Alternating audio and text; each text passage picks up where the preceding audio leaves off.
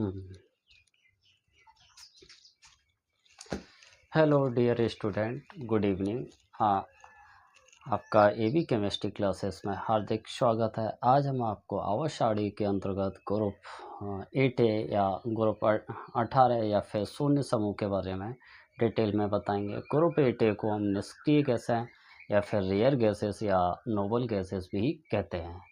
निष्क्रिय गैसें या नोबल गैसेस कौन कौन सी होती है, आइए देखते हैं। Helium 2, neon 10, argon 18, krypton 36, xenon 54, radon 86। यदि हमें एक का एटॉमिक नंबर पता हो तो इस क्रम में हम ऐड करते जाएं तो इन सभी के एटॉमिक नंबर हम निकाल सकते हैं। जैसे हीलियम का 2 होता है, 2 में 8 ऐड करेंगे तो 10, 10 में 8 ऐड करेंगे 18, 18 में 18 ऐड करेंगे 36 यानी क्रिप्टॉन का, और 36 में 18 ऐड करते हैं तो जीनोन यानी 54 प्राप्त होता है, और 54 में 32 ऐड करते हैं तो हमें रेडॉन यानी 86 प्राप्त होता है। अब इनके इलेक्ट्रॉनिक विन्यास हम करते हैं। जैसे हीलियम के पास 2 इलेक्ट्रॉन हैं तो ये दोनों इलेक्ट्रॉन के में चले जाएंगे। तो फिर उसके बाद नियॉन का करते हैं। नियॉन के पास 10 इलेक्ट्रॉन है, 2 के में, और 8 इलेक्ट्रॉन वो एल में चले जाएंगे। यानी इस ग्रुप के जितने भी तत्व होंगे उन सभी के बाह्यतम कोश में 8 इलेक्ट्रॉन होता है। देख सकते हैं आर्गन का 2,8,8, क्रिप्टॉन का 2,8,18,8 और जीनोन का 2,8,18,18,8 और रेडॉन का 2,8,18,32,18,8। यानी इस ग्रुप के बाह्यतम कोश में हीलियम को छोड़कर अन्य सभी तत्वों के बाह्यतम कोश में 8 इलेक्ट्रॉन होता है।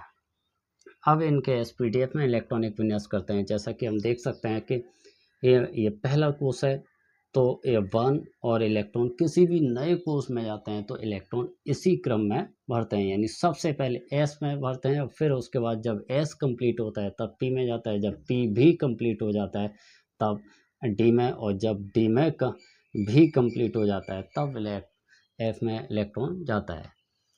तो हम देख सकते हैं कि अब नियॉन में 2 कोश हैं तो ये पहला कोश है तो 1s2, दूसरा कोश है 2s2 2p6।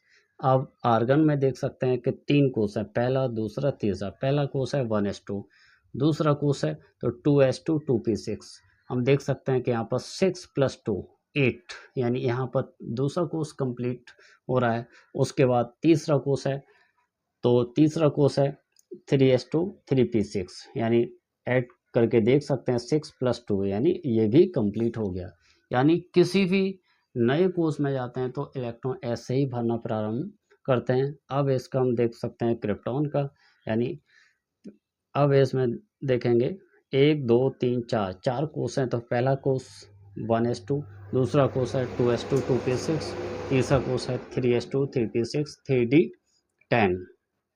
यानी जब इलेक्ट्रॉन 8 इलेक्ट्रॉन होते हैं तो एस और पी में इलेक्ट्रॉन जाते हैं, और जब 18 इलेक्ट्रॉन होते हैं तो एस पी और डी तीनों ही कंप्लीट होते हैं। जब 32 इलेक्ट्रॉन होते हैं जब किसी भी कोश में तो एस पी डी और एफ चारों कोश कंप्लीट होते हैं। अब ये चौथा कोश है 4s2 4p6। अब हम यहाँ पर देख सकते हैं कि जीनोन में इसमें 5 कोश हैं तो पहला कोश है 1s2, दूसरा कोश 2s2, दूसरा कोर्स है तो 2s2 2p6। यहाँ पर देखिए दूसरा कोर्स कंप्लीट हो रहा है।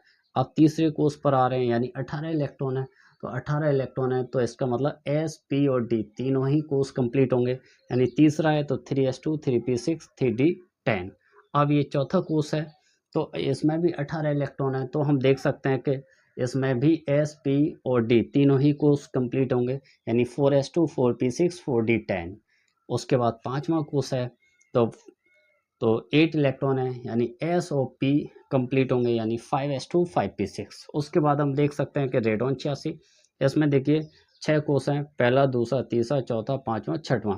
पहला कोश है 1s2, दूसरा कोश 2s2 2p6, तीसरा कोश है 18 इलेक्ट्रॉन है, यानी एस पी और डी तीनों कंप्लीट होंगे, यानी 3s2 3p6 3d10। अब हम यहाँ पर देख सकते हैं 32 इलेक्ट्रॉन है चौथे कोश में, तो इसमें एस पी डी और एफ चारों ही कंप्लीट होंगे, क्योंकि 14 और 10 24 और 6 30 और 2 32, यानी 4s2 4p6 4d10 4f 40। ठीक है, तो इसमें चारों कोर्स कंप्लीट हो रहे हैं, यहाँ पर चौथा कोर्स कंप्लीट हो रहा है। उसके बाद हम देख सकते हैं पांचवा कोर्स 5s2 5p6 5d10। आप देखिए पांचवा कोर्स यहाँ पर कंप्लीट हो गया है। उसके बाद छठवां कोर्स 6s2 6p6, यानी छठवां कोर्स यहाँ पर कंप्लीट हो गया। अब हम देख सकते हैं कि इसके कुछ पॉइंट हैं। पहला पॉइंट है आवर्त सारणी के वर्ग 0 या वर्ग 18 में 6 तत्व हैं। हम देख सकते हैं कि 1 2 3 4 5 6, यानी शून्य समूह में 6 तत्व हैं। कौन कौन से? Helium, neon, argon, krypton, xenon और रेडॉन। इन्हें ये सभी तत्व रासायनिक रूप से निष्क्रिय हैं तथा साधारण ताप पर गैसें हैं। यानी वर्ग 18 या 8A के सभी तत्वों निष्क्रिय गैस हैं या अक्रिय गैस हैं या नोबल गैसेस कहलाते हैं। अतः इन तत्वों को अक्रिय गैसें या उत्कृष्ट गैसेस भी कहते हैं। इसमें हम देख सकते हैं कि रेडॉन को छोड़कर अन्य सभी तत्व वायुमंडल में पाए जाते हैं, यानी हीलियम, नियॉन, आर्गन, क्रिप्टॉन और जीनॉन, ये सभी वायुमंडल में पाए जाते हैं, लेकिन रेडॉन वायुमंडल में नहीं पाया जाता है। उसके बाद हम देख सकते हैं उत्कृष्ट गैसों की प्राप्ति दुर्लभ होने के कारण इन्हें रेयर गैसेस भी कहते हैं, यानी इनकी प्राप्ति जो होती है बहुत ही दुर्लभ होती है, इसलिए इन्हें हम रेयर गैसेस भी कहते हैं। अगला, रेडॉन एक रेडियो एक्टिव तत्व है। यह रेडियम के रेडियो एक्टिव विघटन से बनता है। यानी रेडियो एक्टिव तत्व वे तत्व होते हैं जो स्वतः व्यतिकरण उत्सर्जित करते हैं। यहाँ पर रेडियम से एक अल्फा कण यानी हीलियम नाभिक को हम अल्फा कण कहते हैं। एक अल्फा कण के विघटन से यहाँ पर हमें रेडॉन प्राप्त होता है। उसके बाद हम देख सकते हैं 6 पॉइंट है उत्कृष्ट गैस तत्वों में बाह्य कोश और भीतर के कोश पूर्ण भरे होते हैं। यानी उत्कृष्ट गैसों में बाह्यतम कोश और भीतर के सभी कोश कंप्लीट भरे होते हैं। यहाँ पर हीलियम को छोड़कर हीलियम का बाह्यतम कोश में 1s2 होता है। हीलियम का इलेक्ट्रॉनिक विन्यास 1s2 तथा अन्य अक्रिय गैसों का सामान्य इलेक्ट्रॉनिक विन्यास NS2 NP6 होता है। यहाँ पर हम देख सकते हैं कि हीलियम को छोड़कर अन्य सभी तत्वों के बाह्यतम कोश में, यहाँ ये बाह्यतम कोश है इसका, ये बाह्यतम कोश, यानी यहाँ पर बाह्यतम कोश में 2s2 2p6 आ रहा है, यहाँ पर 3s2 3p6 आ रहा है, यहाँ पर 4s2 4p6, यहाँ पर 5s2 5p6, यहाँ पर 6s2 6p6। इसी तरीके से आगे हम जा सकते हैं। तो इसका सामान्य इलेक्ट्रॉनिक विन्यास हो जाएगा NS2 NP6। उसके बाद साधारण परिस्थितियों में सभी उत्कृष्ट गैसें रंगहीन, गंधहीन, स्वादहीन, जल में अम्लीय और अज्वलनशील गैसें हैं। यानी ये सभी गैसें साधारण ताप पर कैसी होती हैं? रंगहीन होती हैं, गंधहीन, स्वादहीन, जल में अम्लीय और अज्वलनशील होती हैं। उत्कृष्ट गैसों के परमाणु की त्रिज्याएं वांडवल त्रिज्याएं होने के कारण बड़ी होती हैं। वर्ग में नीचे की तरफ जैसे जैसे जाते हैं वैसे वैसे इनकी रेडियस बढ़ती जाती है, क्योंकि ऊपर से नीचे की तरफ जाने पर कोषों की संख्या बढ़ती जाती है। इसमें एक कोष है, इसमें 2 है, इसमें 3 कोष है, इसमें 4 5 6। जैसे जैसे कोषों की संख्या बढ़ती जाती है वैसे वैसे इनकी रेडियस भी बढ़ती जाती है। उसके बाद हम देख सकते हैं सभी अक्रिय गैसें एक परमाणुक होती हैं। कहीं भी आपको He2 नहीं दिखेगा या Ne2 नहीं दिखेगा या Ar2 नहीं दिखेगा। यानी अक्रिय गैसों का एक अणु केवल और केवल एक परमाणु से ही मिलकर बनता है, He या Ne या Ar। यानी अक्रिय गैसें, सभी अक्रिय गैसें एक परमाणविक होती हैं।